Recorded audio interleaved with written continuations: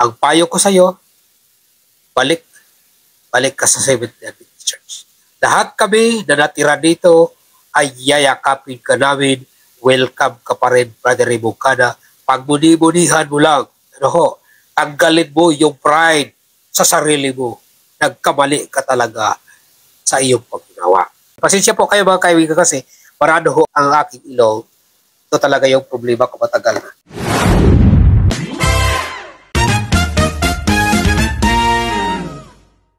Alright, good morning. Magandang umaga po sa inyong lahat, mga kapatid, mga kaibigan. Dito sa ating page sa Tell the World. Samahan po ninyo ako sa ating pag-uusapan ngayong umaga. Ito po ay issue na ilang araw ng mainit dito sa social media. Bagamat ito ay tinalakay na ng iba pa nating mga kapatid, kagaya ni Pastor Cesar Dizon, ni kapatid na Fernando Camacho Jr. At ngayon ay atin pang dagdagan at ating ipaliwanag itong mga mahalagang punto na hindi naunawaan ng ating kapatid na Brother Ray Moncada. Dahil sa ilang bisis na nagpalabas ng kanyang saloobin sa issue na ito, ay natuluyan. Naglabas na ng kanyang desisyon through public announcement na ang iglesia po ay kanyang itiniwalag. First time sa kasaysayan ng relihiyon, mga kapatid, mga kaibigan, na ang isang membro ay itiniwalag niya ang iglesia. Kapag ang isang kaanib sa iglesia ay pasaway at lumalaban sa pamunuan ng iglesia, ayaw paawat sa church board, yan po ay dinidisiplina. Depende ho sa bigat ng kanyang kasalanan. Ang pinakamabigat yan, siyempre, yung ititiwalag ng iglesia. But this time, ito po ay first time na nangyari na ang isang membro, ang iglesia kanyang itiniwalag. No?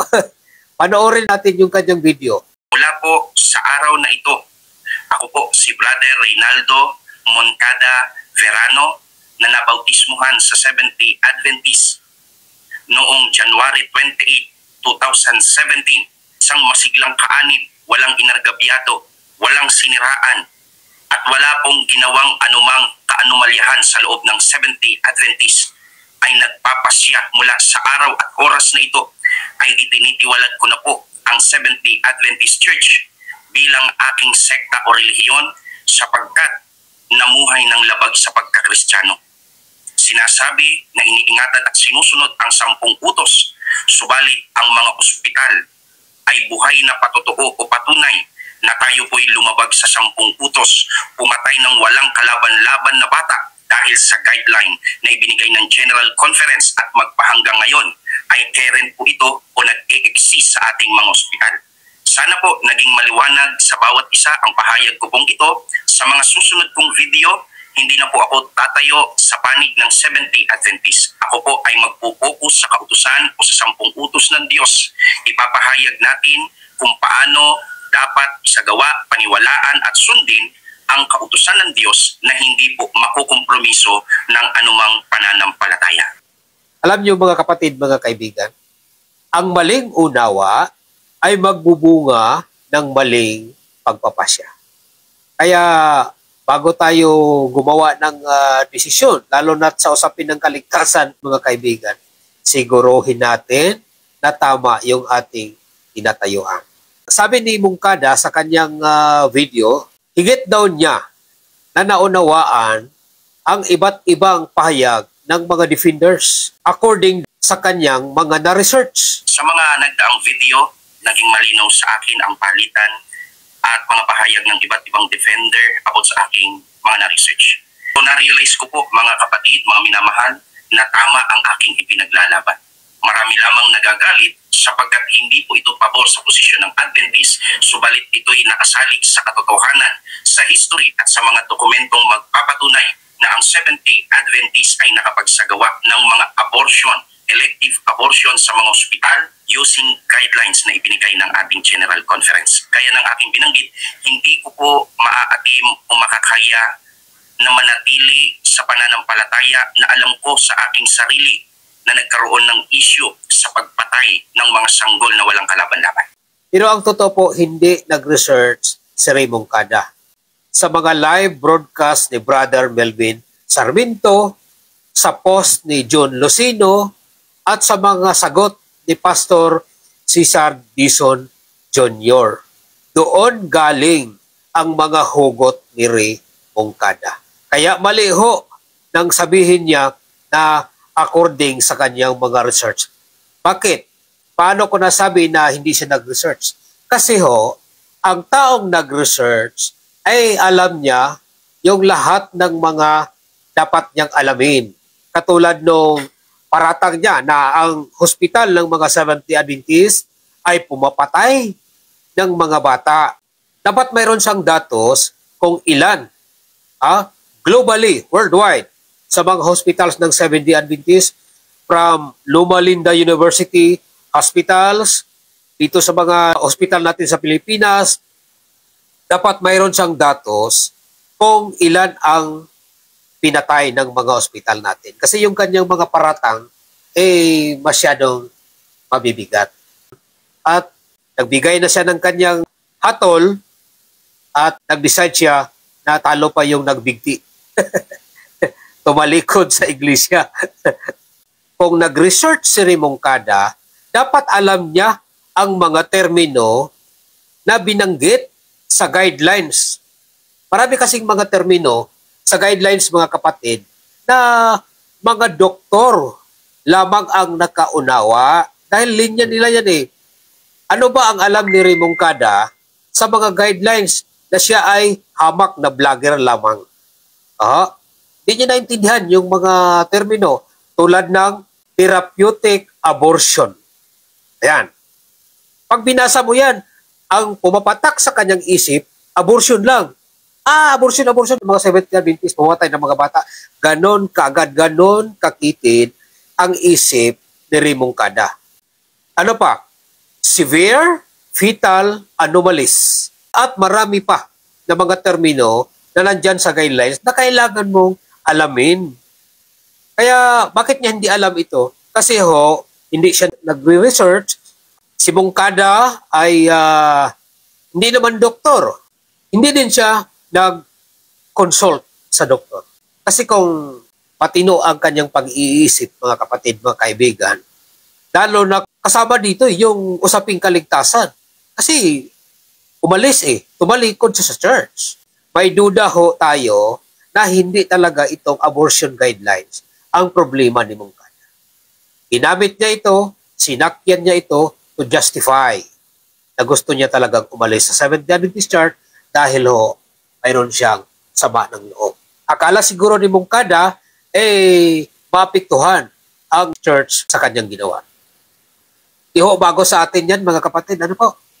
Ang Seventh Day Adventist Church mula pa noon, panahon ng ating mga pioneers, marami ang tumalikod. Kaya nga dumami yun, yung SDARM.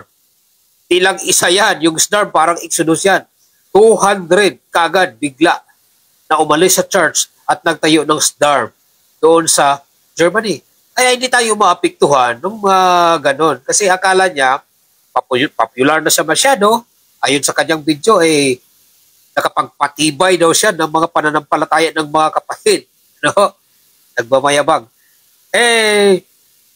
Hindi naman tayo apektado sa mga ganon. Marami nga, mayroon nga tayong mga pastor na umalis sa church. Pero umalis man sila, ang bayan ng Diyos ay magpapatuloy sa kanyang gawain ang pagpalaganap ng mensahe ng kaligtasan, ang mensahe ng tatlong sinugong anghel bago dumating ang ating Panginoong Hesus. So, linawin natin, kasi si Ray Moncada hindi doktor. Hindi niya naintindihan yung mga term na ginamit sa guidelines dahil siya ay vlogger lamang. Hindi rin siya nag-research. Tanong, pro-abortion nga ba ang Seventh Day Adventist Church? Ako kumbinsido po ako na ang Seventh Day Adventist Church ay hindi pro-abortion. Our church, even before and until now, upheld and respect the sanctity of human life. Titingnan natin yung history ng ating iglesia, mga kapatid. History ng Seventh-day Adventist Church. June 25, 1867. Advent Review and Sabbath Herald. Ito po yung first statement of abortion na lumabas sa Adventist literature, entitled Fashionable Murder. Ito po ay sulat ni John Todd, isa sa ating mga pioneers. Sabi niya, the willful killing of a human being at any stage of its existence is murder. 2 years later, November 30, 1869, issue of the Advent Review and Sabbath Herald under the title, A Few Words Concerning a Great Sin. Anong sabi dito? One of the most shocking and yet one of the most prevalent sin of this generation is the murder of unborn infants. Di ba malinaw? Let those who think this a small sin read Psalms 139 verse 16. They will see that even the unborn child is written in God's book, and they will assure that God will not pass unnoticed the murder of such children. Ang ating mga pioneers ay naniniwala na ito ay malaking kasalanan sa Diyos. 1870, si James White was president of the General Conference, accepted a statement from Dr. E.P. Miller's book. Miller castigated abortion as a nefarious business, worse than devilish practice, and a terrible sin. He went on to say, many a woman determines that she will not become a mother and subject herself to the vilest treatment, committing baseless crime to carry out their purpose. Ano ang sabi ni James White? Doon sa statement ni Miller, ay mas malala. Kasi ang kay Miller, kasalanan ng ina. Pero sabi ni James White, the sin lies at the door of both parents in equal measure. Maging yung tatay ng bata. Dalawa sila ang may pananagutan sa Diyos. Si Ellen G. White, sabi, Ellen G. White did not directly address the issue of abortion. But she did make a number of strong statements regarding the sanctity of human life. Pakinggan po natin ang sabi ni Ellen G. White. Ito, sabi niya, life is mysterious and secret. It is the manifestation of God Himself, the source of all life. Ito pa isa. God looks into the tiny seed that He Himself has formed and sees wrapped within the beautiful flower, the shrub, or the lofty, wide-spreading tree. So does He see the possibilities in every human being. Ito pa, sabi ni Ellen G. White, human life which God alone could give must be secretly guarded. Ito kasi ang story niyan, mga kapatid. Noong 1890, dahil sa tinatawag na Physicians Crusade, doon sa Amerika, may mga doctors talaga na nagkrusada sila na kanilang nilabanan itong abortion. Kaya ang nangyari, the United States of America ay nag-legislate ng anti-abortion law. Talagang batas sa Amerika na bawal ang abortion. Kaya for 70 years na walang debate, walang issue ng abortion sa Amerika. From 1890, pagdating ng 1960 to 1970, dito na yung problema na lumabas. Bakit? There is a significant culture and legal changes in the United States regarding birth control and abortion. Nagbago po ang tayo ng Estado. Birth control becomes widely used sa Amerika. Ito yung breakdown ng mga batas. Richwood versus Connecticut, 1965. This landmark Supreme Court case struck down a Connecticut law that banned the use of contraceptive even by married couple. Dati, binaban yung mga contraceptive, yung mga ginagamit ng mga mag-asawa, pero this time ay hindi na po. The court ruled that the law violate the rights to marital privacy, which paved the way to broader access to birth control. Ano pa? Ito pa isa. American Law Institute's Model Penal Code on Abortion in 1962. The American Law Institute, ALI, proposed a model law to standardize and liberalize abortion regulation in some cases, suggesting that abortion could be permitted for reasons such as threats to the life or health of the mother. Dahil dito sa mga ruling ng korte sa United States America, ang estado ho ay gumawa ng aksyon. Ito ho ang aksyon ng US government. Ito ho ay hindi batas ng Seventh-day Adventist Church. Ito po ay civil. Ito po ay batas ng United States of America. Baka magkamali ho tayo ng pandinig dito. Pregnancies resulting from rape or incest. Ina-abort ho yan sa United States. Cases involving severe fetal anomalies. State abortion law liberalize. Yung batas ng paglaglag ng bata ay talagang maluwag na doon sa kanila. Some states began to adopt more lenient abortion laws before Roe versus Wade. Doon sa Colorado, noong 1967, was the first state to allow abortion under the ALI model. Sa Alaska, sa New York, and Hawaii in 1970, followed legalizing abortion in broader circumstances.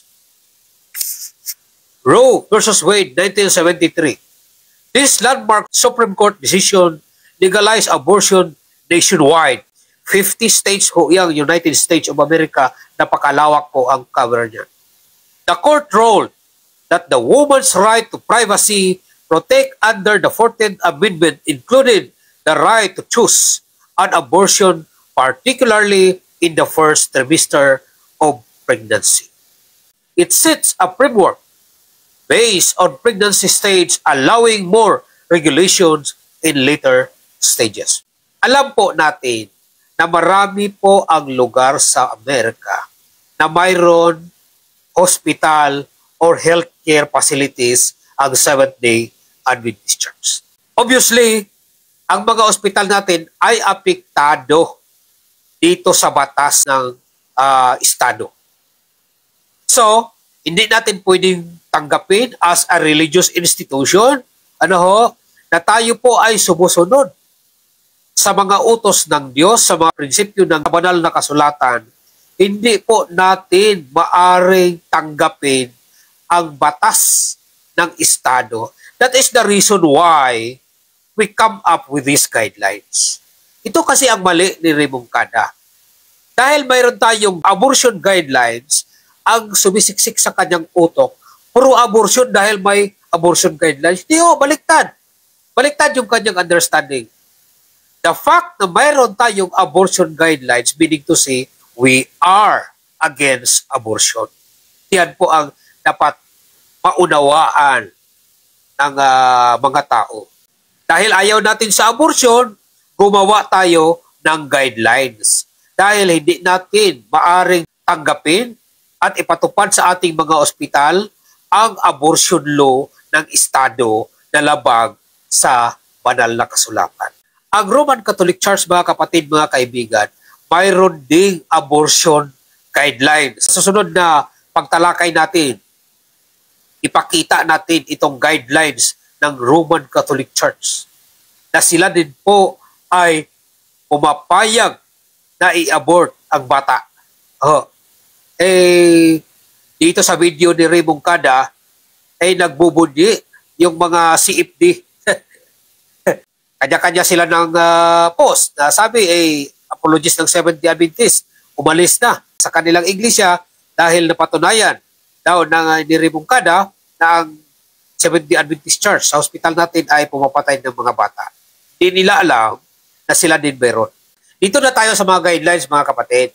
Kasi titingnan natin dito kung naintindihan ba ni Raymond Kada itong mga termino na binanggit dito sa guidelines.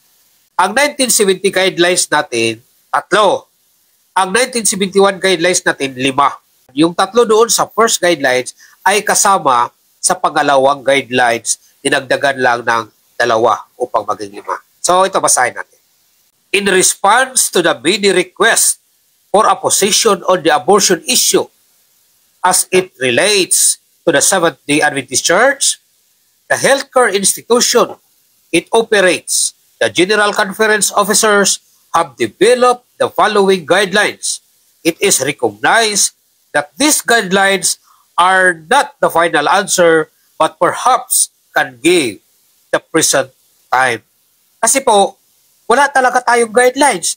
Pressure ang ating General Conference na maglabas kasi gusto talaga ng ating mga doktor sa ating mga ospital na magpalabas ng guidelines ang ating mga official sa General Conference dahil nga nandoon yung mga ospital natin sa mga lugar kung saan mayroong abortion law ang bansa. Ito po ay pinag-aralan. Hindi po basta-basta ng mga tao ang nagbalangkas ng guidelines na ito. Ang number 1 consideration talaga dito, Bible. Ang mga leaders natin hindi magbalangkas ng abortion guidelines na iyan na taliwas sa prinsipyo ng banal na kasulatan. Sigurado ako dyan. It is believed that therapeutic abortion may be performed for the following established indication. Narinig ba niyo yung term na therapeutic abortion? Paliwanag natin kasi isa ito sa hindi naintindihan ni Ray Mungkada. Therapeutic abortion refers to the termination of pregnancy for medical reasons. This procedure is performed when continuing the pregnancy possesses a significant risk to the health or life. Hindi mo maintindihan kasi hindi nakalagay ito doon sa guidelines natin. Ang nakalagay dito, therapeutic abortion lang. Iano ba itong therapeutic abortion? Ito pala ay procedure na ginagawa na kung ituloy mo ang pagbubuntis ng babae, ito po ay mayroong malaking risgo, banta sa kanyang kalusugan at maging sa kanyang buhay. Ngayon, tanong ko sa inyo, pro-life or killing? O, Rebukada, kung marinig mo ito, ang tanong ko sa iyo, itong therapeutic abortion, tanong ko, pro-life or killing? O yan, sagutin mo yan. Nagmamayabang ka, sabi mo, nag-research ka, hindi ka nag-research. Yung mga hugot mo, galing lang sa pinanood mong live ni Brother Melvin Salpinto, post ni Jun Lucino, at sa mga sagot ni Pastor Dison. Hindi ka nag-aral. Hindi ka naman doktor. Vlogger ka lang di ba? So, ito palang therapeutic abortion, hindi ito killing. It is saving the life of a mother. Kasi yung anak na nasa kanyang sinapupunan, tanggalin mo man hindi, ay hindi rin mag-survive. Ito pa, or when there are severe fetal anomalies that makes survival outside the womb unlikely or impossible. Binasa mo yan, Remongkada? Yung anak pala, yung fetus pala, nasa sinapupunan ng babaeng buntis, papayag ka sa hindi rin pala mag-survive. Mamamatay din. Paano mo malaman yan? Hindi ka naman doktor. Dapat, bago ka nagpalabas ng video mo at titiwalag ka sa church, nagkonsulta ka lang naman muna sa doktor sana. Tinanong mo kung ano ba ang ibig sabihin ng mga terminology ito. Rebukada, makinig ka. What is severe fetal anomalies? Para maintindihan mo ito. Severe fetal anomalies, it is a serious abnormalities or defect in the development of a fetus. These anomalies can affect the structure, functions, or genetic makeup of the fetus and may result in a significant health challenges or the inability to survive outside the womb. Remungkada, inability to survive outside the womb. Buhay o patay? Mamamatay din. Ayon sa mga nun. Kasi akala mo kasi, remungkada, maloko mo ang taong bayan. Maloko mo ang mga kapatid. Alam mo sa totoo lang, kahit ilan pa kayong remungkada ang aalis sa iglesia, ang Seventh-day Adventist Church ay mananatiling matibay hanggang sa pagparito ng ating Panginoong Hesukristo. Bakit? Binabasa namin ito. Hindi mo naintindihan? Hindi mo naintindihan ang ibig sabihin ng severe fetal anomalies. Hindi mo naintindihan ang ibig sabihin ng therapeutic abortion na nakasulat dyan sa ating guidelines. Ito, remukada, ito mga example ng tinatawag na severe fetal anomalies. Neural tube defects. Anencephaly, where parts of the brain or skull, itong skull natin, do not develop, hindi nag-develop. Most likely, mamamatay pa rin ang bata. Chromosomal abnormalities. Ang example niyan itong trisomy 18, also known as Edwards syndrome. Severe heart defects. Hypoplastic left heart syndrome. At itong organ malformation. Ito ang example niya. Missing kidneys or lungs. Sa tingin mo, remungkada. Kung ang isang fetus sa sinapupunan ng ina, walang lungs at walang kidney, mabubuhay, hindi. O itanong mo sa doktor mo, kung may kilala kang doktor dyan. Nagmamayabang ka, sabi mo, nag-research ka. Hindi ka nag-research. Nakikinig ka lang ng video ng iba. Doon ka kumuha ng hugot mo at saka nag-desisyon ka kagad. Bigla kang tumambling, hindi mo pinag-isipan. Of course, hindi mabubuhay. Walang kidney, walang lungs. Paano mag-survive yung yung fetus? Kaya, to save the life of the mother, mas pinili ng mga doktor, na kunin na lang yung bata kasi hindi naman talaga siya mag-survive. So, ang tanong ko sa iyo, murder or life-saving? O, tagutin mo yan. Vlogger ka lang, akala mo bright boy ka. Si Brother Fernando Camacho, sa kanyang live, sabi niya, hindi kanya babanatan kasi mahal ka niya. Si Pastor Cesar Dizon, sa kanyang live, hindi kanya binabanatan kasi mahal ka niya. Ako, mahal kita, remungkada. Mahal kita. Hindi kita binabanatan. Totoo, pinapabulat kita na yung ginawa mong desisyon mali. Kaya hanggat maaga, pag-isipan mo mabuti. Ito ang 1970 guidelines.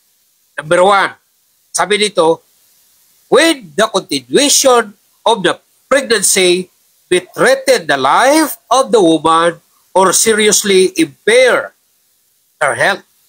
Number 2, when continuation of the pregnancy is likely to result in the birth of a child with grave physical deformities or mental retardation. Remungkada, sa video mo, narinig ko, ang baling paratang mo doon, kahit buguloy, hindi mo dapat i-abort yan. Yes.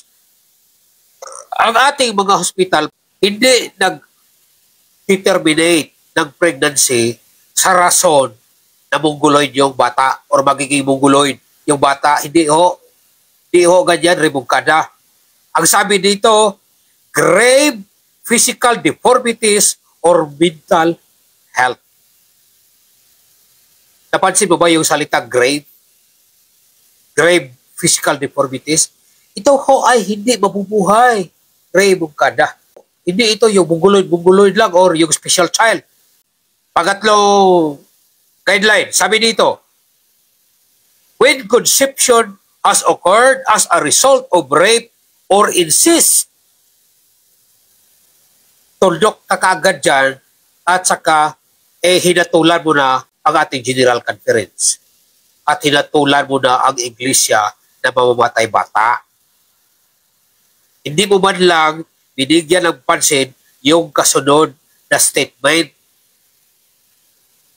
Nag-research ka na sa lagay na yan? Hindi po. O ulitin ko, rebukada ito.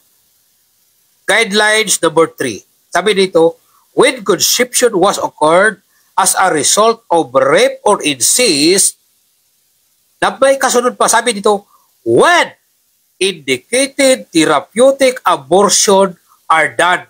Hindi mo nakita yan, no? Dito sa guidelines number 3 ay in-apply pa rin ang guidelines number 1 at number 2. Dahil dito sa indicated therapeutic abortion are done, they should be performed during the first trimester of pregnancy. Bakit sa first trimester of pregnancy ginagawa? Kasi dito sa stage na ito, rebukada, ay yun palang nagtatravel ang embryo. Almost wala pang beginning of life. Ano po? Hindi nakita ni rebukada sa guidelines na yan yung indicated therapeutic abortion are done. Ngayon ito rebukada. What is therapeutic abortion? It is a procedure performed to terminate a pregnancy to protect the health or life of a mother, or in case where the fetus has a condition incompatible to life. Rebukada, itong therapeutic abortion, ito ho ay procedure na ginagawa to terminate a pregnancy to protect the health or life of the mother, or in the case where the fetus has a condition incompatible to life. Naintindihan mo ba, Mongkada, ang ibig sabihin ng incompatible life? Buhay o mamatay? Sagutin mo yan. Padalos-dalos ka kasi. Tapos sabihin mo, nag-research ka. Ako maniwala sa'yo na nag-research ka. Yung ginawa mo, ano yan eh? Reckless na decision ba? Ito, rebukada. Pansinin mo itong word na specific. Ayan ha. Abortion is recommended based on specific medical conditions or circumstances. Ano yung mga specific medical conditions na ito?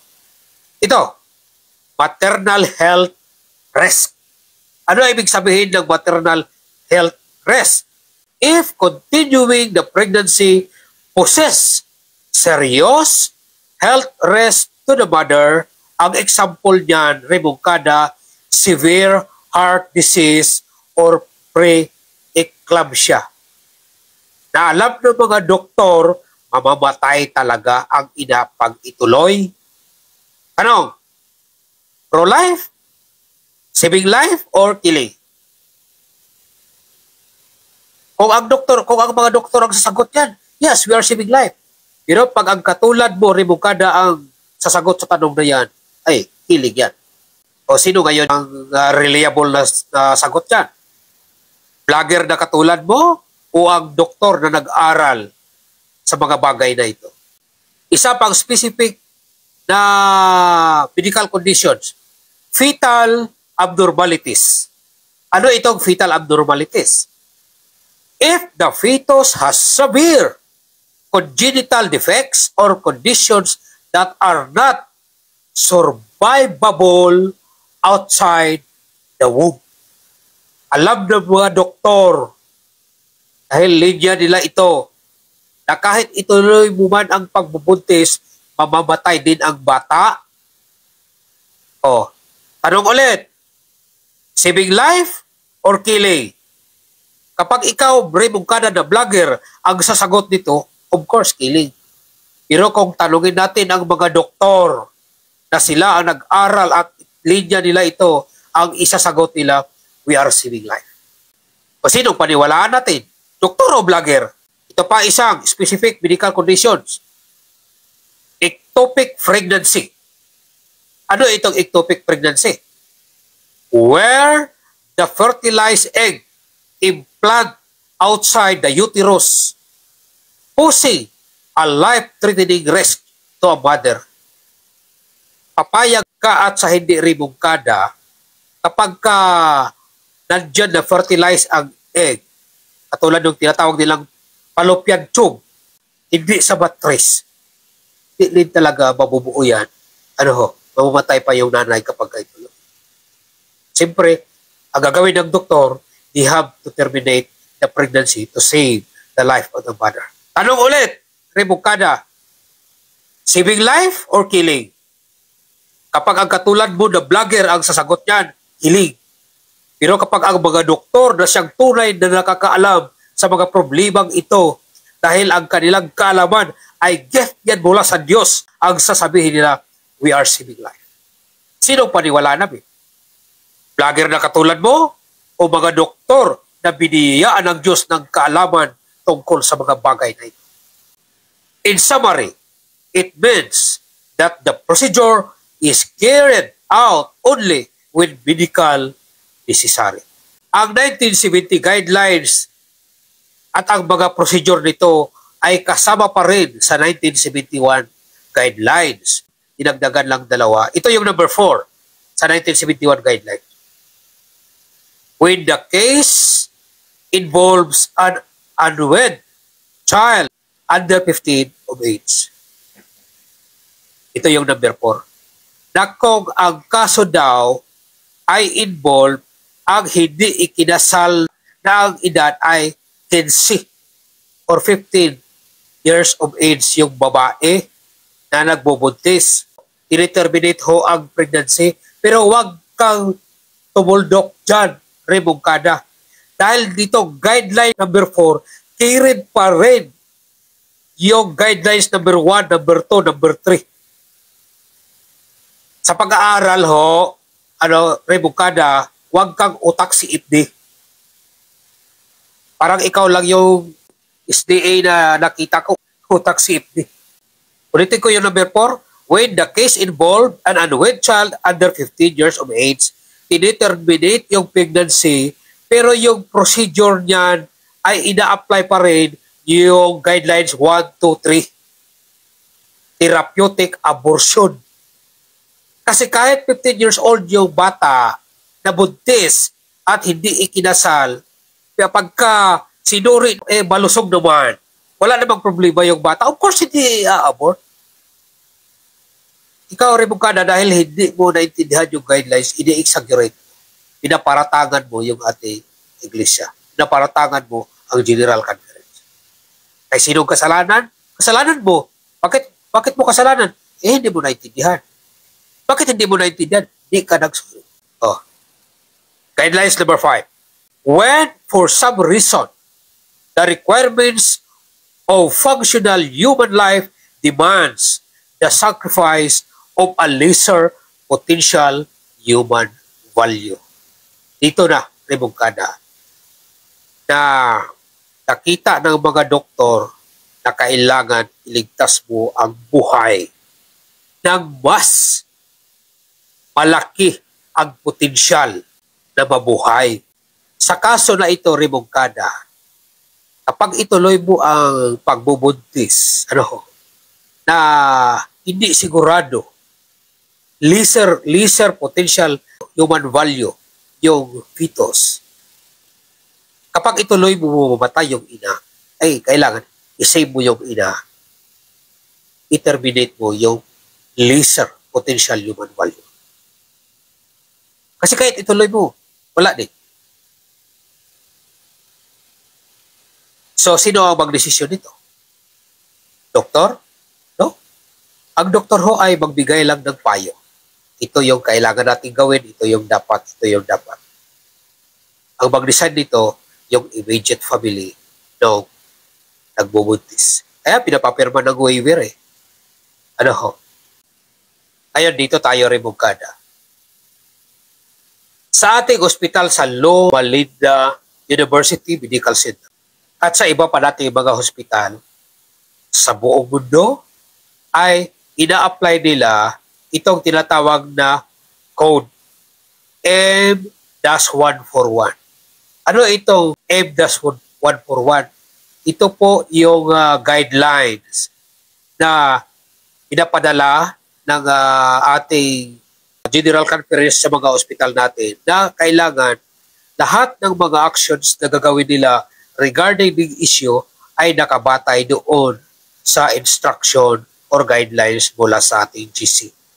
Kaya, ang philosophy ng Loma Linda University Medical Center at maging yung ating mga ospital ni Moncada, ay ganito.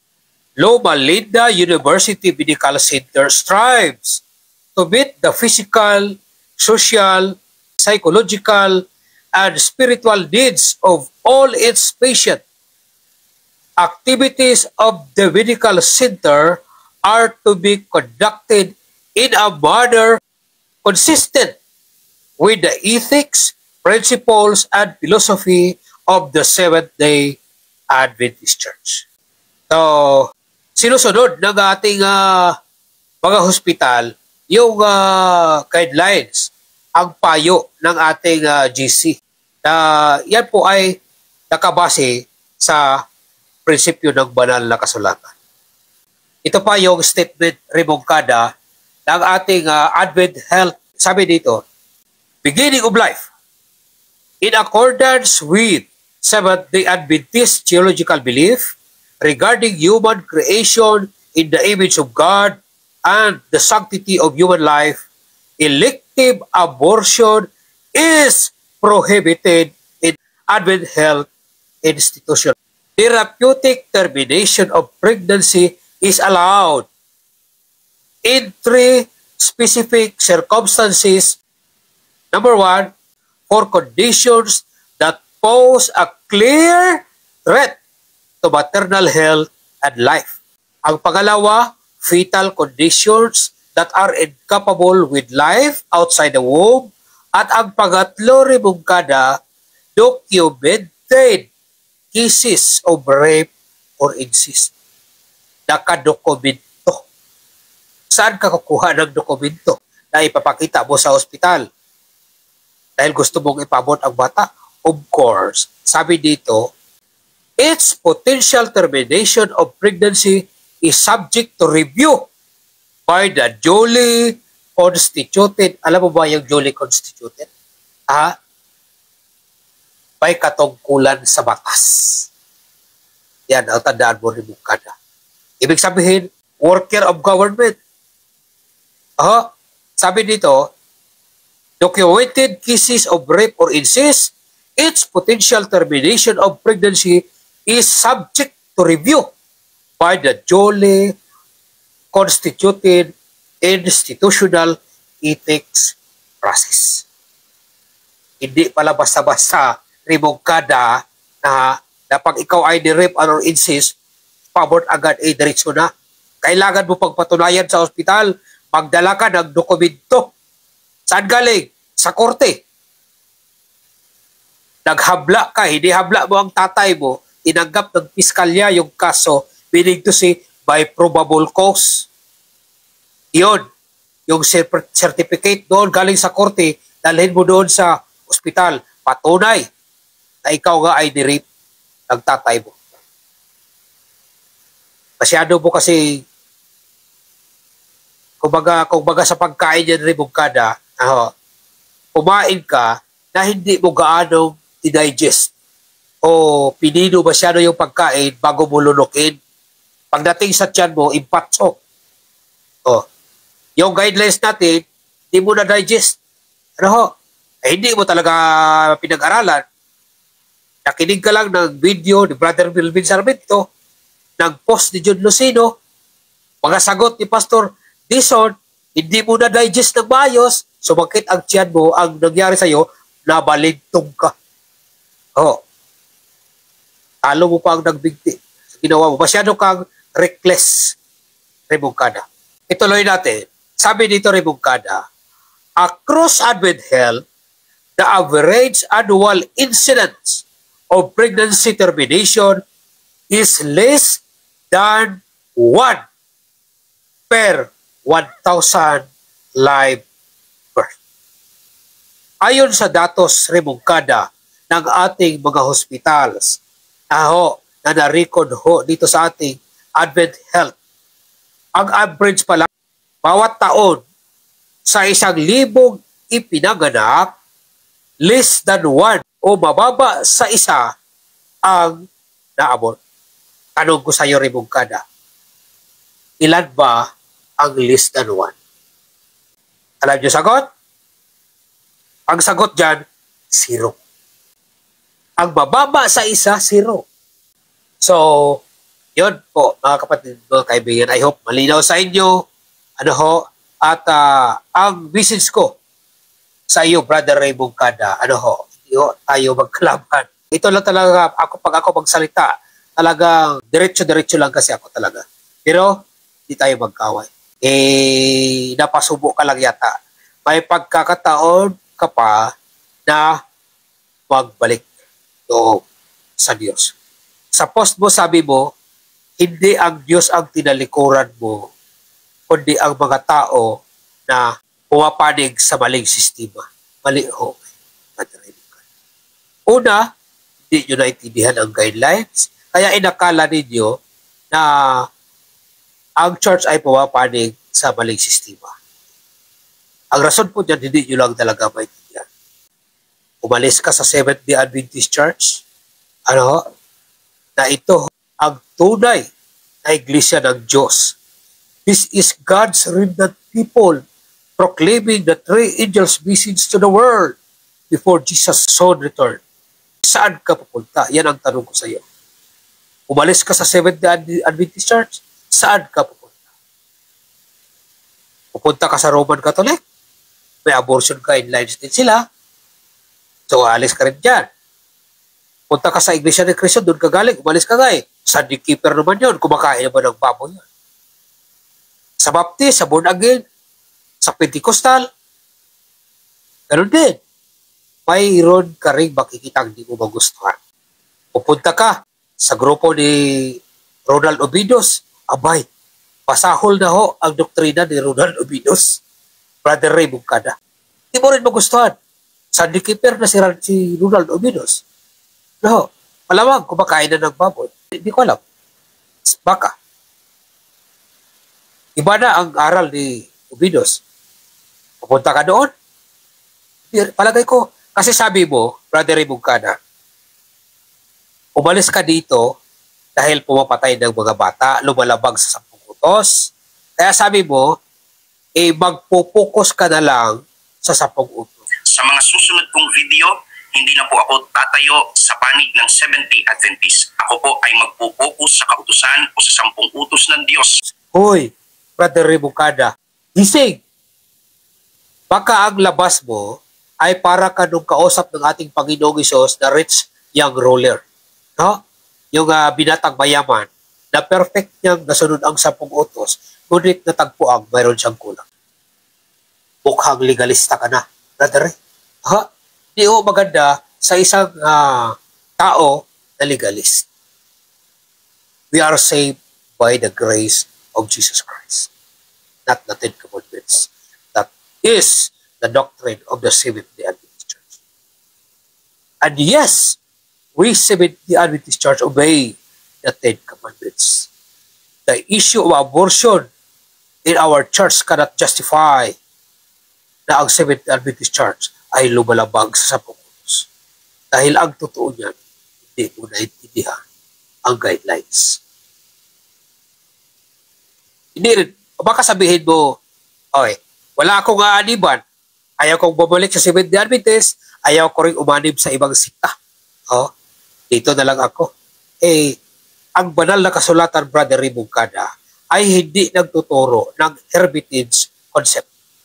Walang anak ang Diyos na ermitado. Ang mga lingkod ng Diyos ay kaanib na sa loob ng kanyang bayan. Ang payo ko sa iyo, balik ka sa Seventh-day Adventist Church. Lahat kami na natira dito ay yayakapin ka namin. Welcome ka pa rin, Brother Ray Bungkada. Pagmuni-munihan mo lang. Tanggalin mo yung pride sa sarili mo. Nagkamali ka talaga sa iyong paggawa. Sana ay pagpalain kayo ng Diyos. Saan magdako ng mundo kayo naroroon ay kanyang pag-iingatan at managana sa inyo ang kanyang biyaya, mga kapatid, mga kaibigan. This is your friend inviting you to tell the world the message of hope that Jesus is coming again. God bless.